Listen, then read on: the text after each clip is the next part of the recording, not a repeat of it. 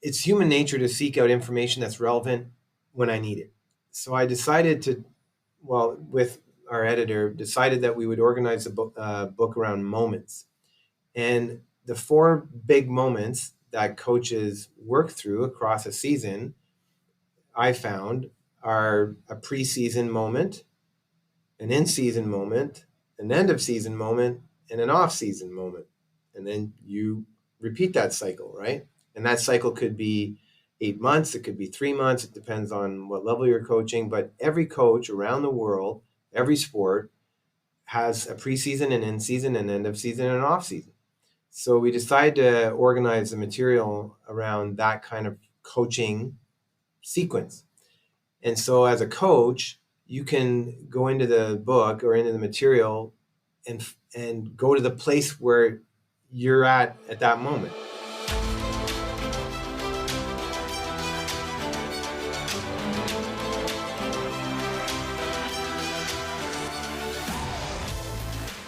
Welcome to the Cutting Edge Coaching Podcast, where we believe coaches are some of the most important teachers and leaders in the world, and they deserve to be supported. I'm your host, Luke Gromer, and every week we're bringing you conversations with coaches, experts, and leaders from across sports that will give you practical ideas and strategies that you can apply in your coaching to develop high-performing teams and high-character people. Coaches, I'm excited to welcome Dr. Wade Gilbert to the podcast. Dr. Gilbert is an internationally renowned coaching consultant and award-winning professor. He's the author of the highly acclaimed book, Coaching Better Every Season, and editor emeritus of the International Sport Coaching Journal. In addition to serving as a consultant to many college and high school coaches, Gilbert is a longtime advisor to the United States Olympic and Paralympic Committee, Coach Education Department. He is the lead author of the USOPC Quality Coaching Framework and primary coach education consultant for USA Football. Dr. Gilbert has counseled coaches and sport organizations around the world, spanning all competitive levels, and in every sport imaginable, including world-leading teams such as Hockey Canada, England Rugby, US Soccer, USA Water Polo, US Ski and Snowboard, and Cricket Australia. He also served as the mental performance coach for the Team Canada softball team at the Tokyo 2022 Olympics, helping the team win the program's first Olympic medal ever. In part 1 of this conversation, we dive into his book, Coaching Better Every Season, including the 4 E's of coaching, establishing and maintaining trust, and simple connection strategies you can apply. As always, if you enjoy this episode and want to grab a copy of the free podcast notes, just go to cuttingedgecoach.com/podcast or click the link in the show details to download a free PDF of notes from this episode or any episode of the podcast. And we're excited to announce that we're also offering word-for-word transcripts of the podcast episodes. If you'd like to get access to the transcripts on a weekly basis, you can go to cuttingedgecoach.com/podcast to sign up to become a monthly supporter of the podcast. Supporting the podcast will get you access to the transcripts and other exclusive benefits like a podcast supporter group chat. I'd like to give a special shout out to some of the coaches that have already become podcast supporters. Coach Turner, Coach Hill, Coach Grehan, Coach Nielsen, Coach Armand, Coach Jefferson, and Coach Conifrey. Thanks for your support, and I'm grateful that you found the podcast valuable to your coaching. You can go to cuttingedgecoach.com/podcast to get the free notes or sign up to support the show and receive transcripts and more. Now to my conversation with Dr. Wade Gilbert. Enjoy the episode. Coaches, excited to welcome Dr. Wade Gilbert to the podcast today. Dr. Gilbert, I really appreciate you joining me today, and I would love it if we could start off and talk about the model that you lay out in your book, Coaching Better Every Season, that, like I said off air, that I'm still working my way through. Really good, long, thick, and full of great stuff. But you talk about the 4 E's of a coaching cycle. Envision, enact, enhance, and evaluate. I'd love it if you could just give a really brief overview of what each of those 4 aspects are, and then throughout the conversation, we'll probably dive a little bit deeper into each of them. Yeah, sure. Thanks, Luke, for having me on. Great opportunity to talk about coaching and always learning. So this is a good opportunity for me to learn as well. So thank you for that. So I was asked to write this book years ago, and I've been involved in sport and coaching athlete, coach, researcher, teacher, consultant, the whole deal. So I've seen it from all different angles, and I've seen lots of books and read lots of coaching books. And so when I was asked to write another book, my first reaction was, do we need another book? There's lots of books out there already, but okay, maybe there's something I can add to it. We'll give it a shot. So I wanted to organize a book around the way coaches live coaching, like the reality of coaching. And to me, great coaching happens in moments. It's all about navigating moments. So often when you take a course, or most textbooks, they're organized by topics: anatomy, physiology, sports psychology, nutrition, whatever it might be, strength and conditioning, which are all critical to better understanding coaching and how to develop people through sport. But you really, as a coach, you really just focus on the information you need to get through this moment. So, for example, if my issue right now that I'm trying to deal with, or I'm trying to organize a practice, I'm going to go and look for information related to practice design. I'm not necessarily going to be too concerned about nutrition or sports psychology, for example. So it's human nature to seek out information that's relevant when I need it. So I decided with our editor, decided that we would organize a book around moments. And the 4 big moments that coaches work through across a season, I found, are a preseason moment, an in-season moment, an end-of-season moment, and an off-season moment. And then you repeat that cycle, right? And that cycle could be 8 months, it could be 3 months, it depends on what level you're coaching. But every coach around the world, every sport, has a preseason, an in-season, an end-of-season, and an off-season. So we decided to organize the material around that kind of coaching sequence. And so as a coach, you can go into the book or into the material and go to the place where you're at that moment. So if I'm in the middle of my season and I want to look for information related to becoming a better coach in season, the types of things great coaches do in season, I can go to that section. So I came up with the idea of 4 E's as a way to remember or think about what are the main focal points or the main things great coaches do in those 4 moments, in each of those moments. So the first moment, a preseason moment, is about envisioning. You have to see things that other people don't see. You have to see your athletes for what they can become. You have to see your team for what it can become. You have to see your program for what it can become. So that's the envisioning stage. And a big part of your role in that moment as a coach is convincing other people, the athletes themselves, parents, boosters, administrators, that we can bring this vision to life. We can make this a reality. So you have to be able to see things that other people don't yet see. So that's the envisioning stage in the preseason. Once you move in season, that's the enact stage. So this is where you enact the vision. This is where you have to bring that vision to life every day in practices, in film sessions, in meetings, in tournaments, and all the things that you do as a coach in season. So you have to bring the vision to life. That's the enact stage. The end of season stage, which is usually a very brief moment, but a very important moment as well, before you jump into your off season or your next season.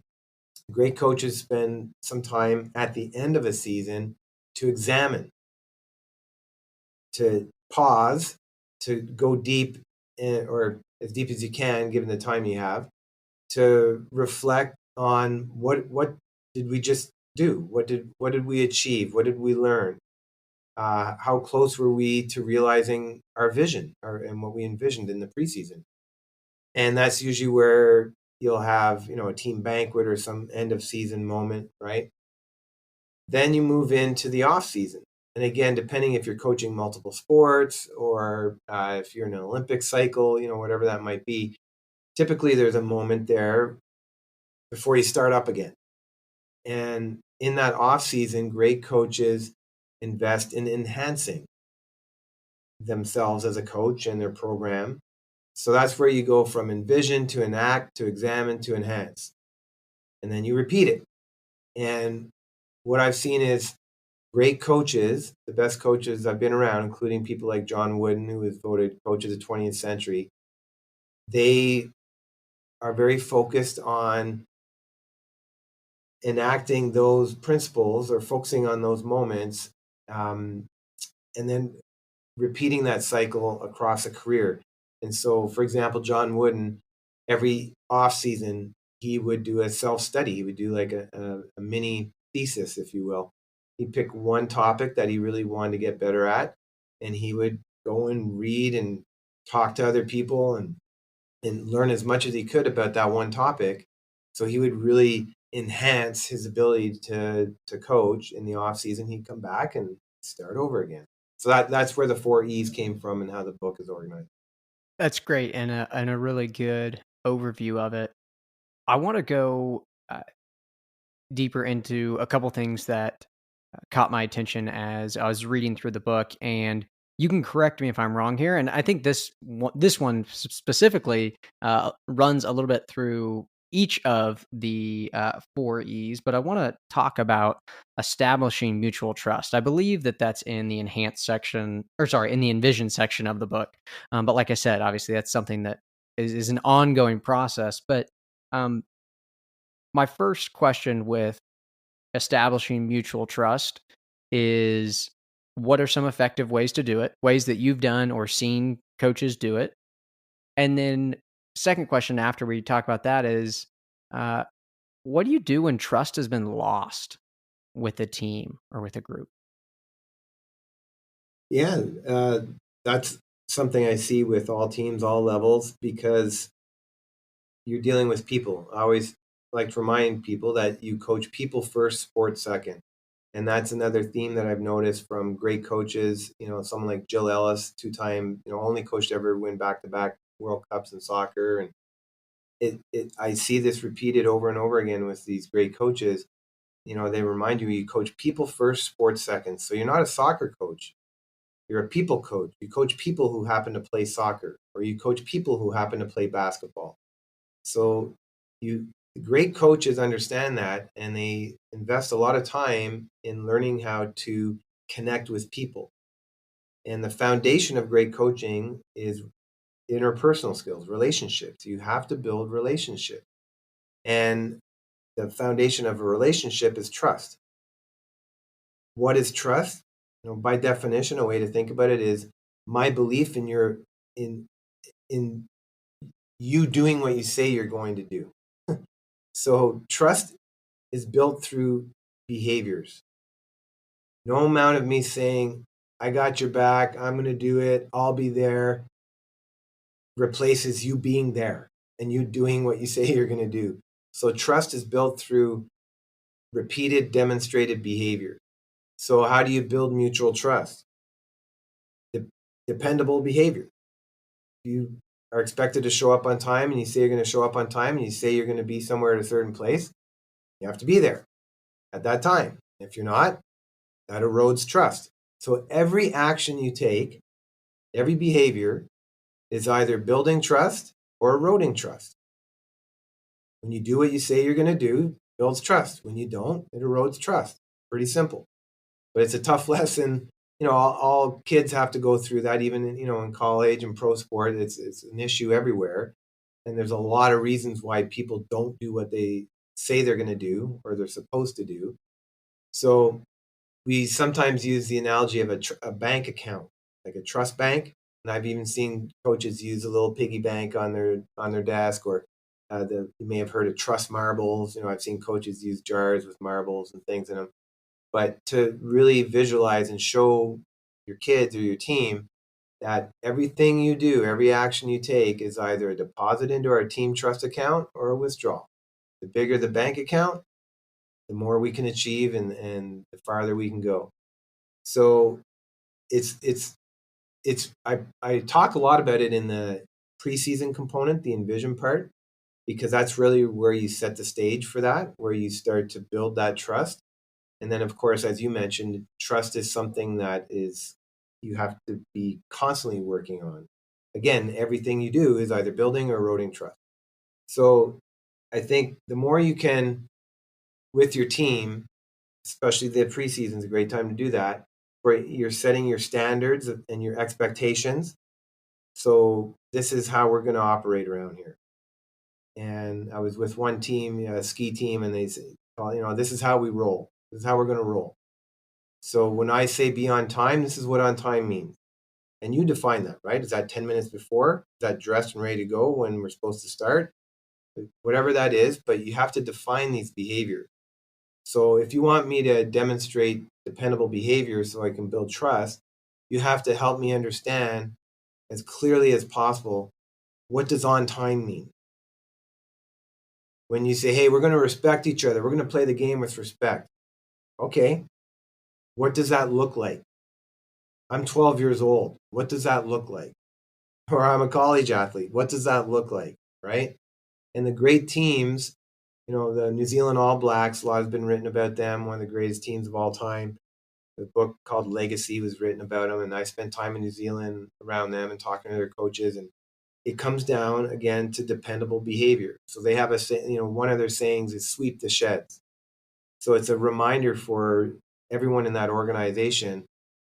You build trust when you make sure you do what needs to be done. And if there's trash in the locker room, you pick it up. It's not someone else's job. You don't wait for someone else to do it.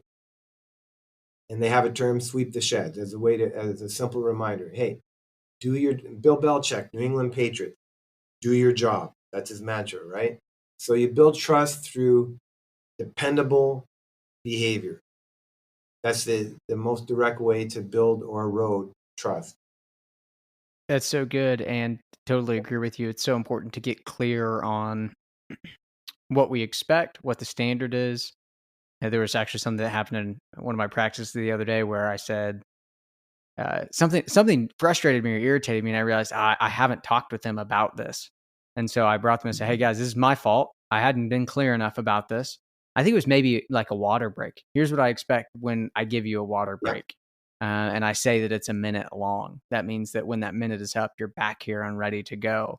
And I said, hey, my bad. I'm not mad, but here's the expectation from now on is that when I give you this is what it means. And I think it's just important for us to reflect a little bit. Okay, I'm telling them something, but have I actually defined it? And is it clear?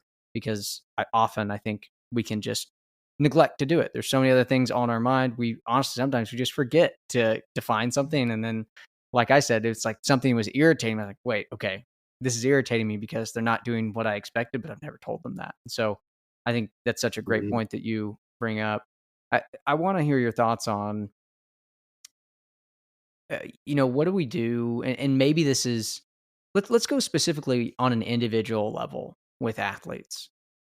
What have you seen coaches do that's effective when maybe a relationship is fraying with a player on their team? Seems like trust has been broken with that individual. Maybe that athlete is frustrated with the coach, or maybe vice versa. How do we come back from the inevitable situations that happen where there's been conflict or trust has eroded? Maybe it's something we did, maybe it's something they did. How do we effectively build that trust back up? Because I think we both know that can really ruin a team, even if there's one relationship in there that trust has been broken between. It can affect everything. Yeah, that's a challenging one for sure. That is a constant. It's just something that's why you never really arrive with a team or as a coach. At least the best ones, that's how they view things. You're always a work in progress. Our team's always a work in progress. So you have to be diligent in constantly building that trust. And so another way to kind of think about it, and I'll get directly to your question, but it's kind of like a fire. So in the preseason, you're doing you should be doing a lot of team building things to build connection and trust. It's like building a fire. So you build a campfire, right? You can't just build a big campfire or bonfire in the preseason and then expect it to burn all season. Like someone has to tend it. You have to tend the fire. You have to, put logs back on the fire and continue to tend it. So what are you doing on a regular basis to continue to stay in a position where all of a sudden you don't, like, if you don't tend the fire for a month and you go back, oh my gosh, fire is almost out, and then you pile a bunch of wood on there and try and build it back up again. So it's the same thing with trust. So the best way to address your question is to be proactive and not get to that situation. So how can you work to be proactive on that? Over communicate. You have to have lots of communication. Never assume anything. In my experience, a lot of situations where teams and coaches and athletes get into trust default, if you will, going back to a trust bank account kind of situation, it's when they had a large gap in direct communication. So everybody gets, especially in season, right? You get busy, you're dealing with whatever today's issue is, and you're going all the time. And it's really easy to, lose sight of the fact. I really haven't had a decent, conversation with Luke in probably 3 weeks or a month. Yeah, we see each other at practice, and yeah, we talk about strategy, and I tell him where to go and what to do. But just even 5 minutes, 8 minutes, like, hey, how's your family? How's school? So you build trust by showing you care. And if you're not showing you care by taking an interest in other people and their lives, and because there's another quote that I always like, all politics is local. So we can talk about big issues and big policy issues, but at the end of the day, people vote based on what matters to them in their neighborhood, in their community. It's all about me. And that's fine. That's normal. So it's the same thing with our athletes. We might be doing a good job in at the team level, but are we attending to each individual athlete on a regular basis? And you say, oh, well, I coach a football team. I got 70 kids, or I coach this, and I work and I got kids. I don't have time to do that. Okay, well, you're not going to have a very strong trust account or large trust account.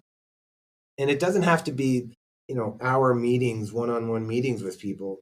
It's really, it's like a drip line. It's the regular, or an IV bag, it's the regular small contacts that make a big difference. That's why I always encourage coaches to build in routines and protocols for how you interact with each other on your team. What do you do when you show up to practice?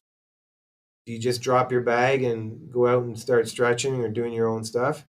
No. You go and say hi to everybody else who's here. Go greet your teammates, say how you doing, say hi to your coach. As a coach, same thing. Are you rushing into practice and blowing the whistle? Okay, everybody, let's go. Drill one, or on the line. You've made no connection. You're basically missed a big opportunity. I'd say you're going to get a lot more out of your team and your experience, and the kids or your athletes will too, if you take a bit. It's not more time, it's how you use your time. So you got a 90-minute practice, take 5 minutes out at the beginning and 5 minutes at the end for connection time, for social time. Oh, well, I can't give up the 10 minutes. We need the 10 minutes. Trust me, you'll be fine with 10 less minutes of running and doing drills. You'll get way more benefit of allocating and integrating some time into your regular practice for connection and trust. It will pay huge dividend. Yeah, it's great to hear. And it's great to hear from someone with the credibility that you have, right? Like it's worth it. It's worth the investment, the time investment into those things, and it pays dividends. I'm curious, before we started recording, you shared with me that this is the first time in 15 years that you're not actively coaching a team, as all of your kids now are older, and coaching their teams has ceased for you. But I'm curious, you mentioned a few things there. What were some of the connection routines, or some of the things that you did consistently with those teams that you coached to build that trust with them, maybe at the beginning of practice, end of practice, or any strategies that you used? Yeah. So I've coached ice hockey, baseball, soccer, softball, t-ball. and then work with a lot of our coaches here at the college level. And I got to coach in the Olympics with softball and Team Canada as a mental performance coach. So I've been able to coach at all different levels, as well as research it and try and understand it. And any sport, any level that I've been in, I make it a priority to make connections with people in that team on a regular basis. I've even gone so far sometimes to, if I'm coaching a kids team, I'll make a roster, print out a roster and keep it with me, maybe on a clipboard or something. And I'll make a point over the course of the week. I want to have, a personal conversation. Make sure I have a conversation with every one of my kids over the course of the week of practices, let's say. And so it's easy to forget. So I'll look at that list before I go into practice. It's on the back of my practice plan, let's say, or on the clipboard. Okay, so I got over the course of the week, I got 15 kids. I want to make sure I have, some small connection or conversation with each one of them. After today's practice, I'll just record on the roll. Okay, yeah, I talked to Luke, I talked to Martin, and I talked to Jose. Just a check mark. So I can see over the course of the week, I get to Thursday or Friday and say, man, I haven't talked to Billy and Eric yet. Better make sure I talk to them today. So it's making sure, kind of catching yourself and having some way of ensuring that you don't overlook people. Because it's easy sometimes to say, oh yeah, I have a great relationship with Eric. When was the last time you really had a conversation with Eric? Well, I don't know. We're around each other all the time. He knows I care about him. Does he? Go and ask him. And then also keeping little, this is something actually I got from Coach Wooden, and keeping little player profiles. So he did it on index cards, but you can do it on an app or however you want to do it, but almost like a medical chart, so we keep all kinds of statistics on our team and our kids. But what about a little player profile card? Responds best when, doesn't respond well when, number of siblings, little family history, favorite player, favorite pro player, or favorite team. Just little things that you can kind of refer back to. So when you're having a conversation and the kid loves the San Francisco 49ers or whoever, hey, I saw the game the other day, or how are they doing? So you're showing that you're investing and you care in those kids, and it doesn't take a lot of time, but it just becomes normal and part of. It's no different than you watching a video to learn more about an offensive strategy or taking a coaching clinic or certification. You're going to invest some time in building connections with kids. And so those are some of the little things I've done in the past. I have, sometimes we do practice awards. Take a minute at the end of a practice to recognize a kid who really demonstrated your values today. And that's part of your final team huddle or at center ice, at practice or in the locker room or something. Having beginning of practice, knowing their birthdays, having that on the roster too. So it's Luke's birthday on Tuesday. I gotta make sure we have a little fun on Tuesday at practice, or make an announcement at the end of practice. So just showing that there's ways that you can't really connect with people if you don't know them. So I know some people say, it's not my job. I'm there to coach them soccer and help them get better at soccer. Sure, you could do that, but you're missing a real big opportunity to make it a better experience, not only for you, but for that kid or that athlete. And then also if they feel connected, they're going to invest more in that team and they're going to commit more to you and the team. So it does make a difference. That's so good. Yeah, you can't connect unless you know someone. That's so powerful and so true.